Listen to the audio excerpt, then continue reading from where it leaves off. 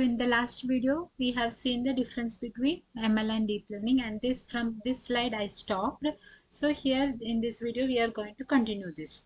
So here what happens, uh, what is the motive or how to create this deep learning model? First, we need to understand the problem. What is our problem? Whether it's a classification, whether it's a prediction, regression, or in classification itself, whether it's a binary or whether it's a multi-class. Binary matlab, we need to find out, I mean 0 or 1, whether cat or dog, whether cancerous patient or whether non-cancerous patient. Or multitask means cancerous itself, we are having adenocarcinoma, stochastrocarcinoma, carcinoma, etc. will be there. In that regard, we are multi-classification. Next, what identify the data? What is our input data? Whether it's an image, whether it's an video, whether it's a text. See, maybe text classification, image classification, video classification. While hearing all these things, you will think about how all this happens. How, I mean, no need of such covers right now. Okay, because we both can travel together and we can make everything clear. So don't worry. So what is the problem in hand? What is the data, input data? Then we have to select the algorithm, or here we can say, we can select the architecture, whether it's an ImageNet, whether it's an AlexNet, whether it's a GoogleNet, or whether we are going for Mascar CNN. I mean, if it is an object detection, then we have to go for Mascar CNN or a YOLO. If it is a classification, then we have to go for a VGG, Inception, GoogleNet, etc. If it is a text classification, emotion or sentiment, then we have to go for language models like RNN, LSTM, etc. And all these architectures we are going in the further incoming classes. Okay. Then we have to train the model. Of course, in ML is also there was training and testing. In deep learning also we are having training and testing. So this is the overall idea of how to make a deep learning model. Next, what are the types of deep learning models? Here we have seen artificial neural networks, convolutional neural networks, and recurrent neural networks. And what are the purposes of these? Used for regression and classification, then computer vision, then recurrent RNN for time series analysis.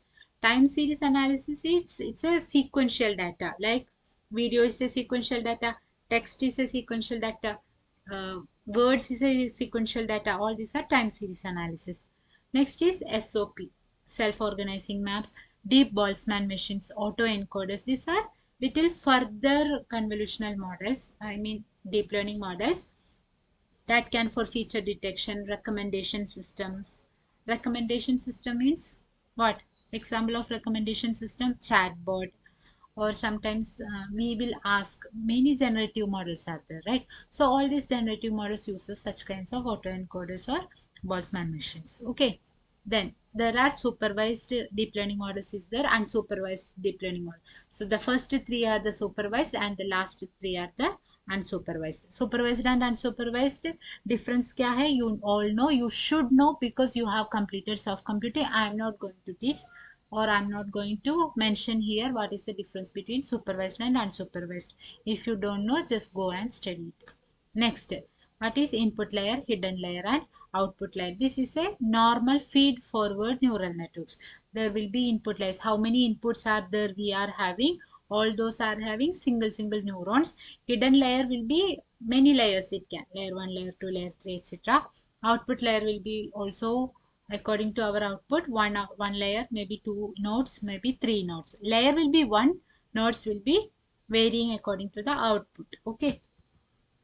Then next is the recurrent neural net. These are some of the variants of deep convolutional. Recurrent neural networks are what? It is for time series analysis for sequence videos, words, etc. So it is having input layer. Then in hidden layer, there is a recurrent network. Recurrent network means the information is recurring. Some sort of memory is there in the hidden layer.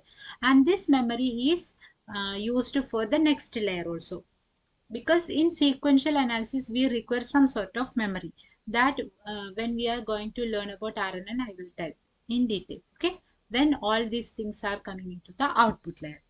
Next is the convolutional neural network. In convolutional neural network, we are having an input layer. Several convolutional layers will be there, and all these convolutional layers are opted for feature extraction. Then we have a pooling layer. After that, fully connected layer. Fully connected layer is for the classification.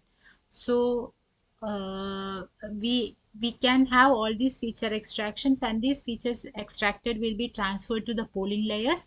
From there it is going for the classifier. Okay, now different kind of applications of deep learning. Image recognition. In finance we are having natural language processing. This is natural language processing is again a time series analysis. Text to image, smart agriculture, healthcare, etc. Then these are some of the variants of RNN.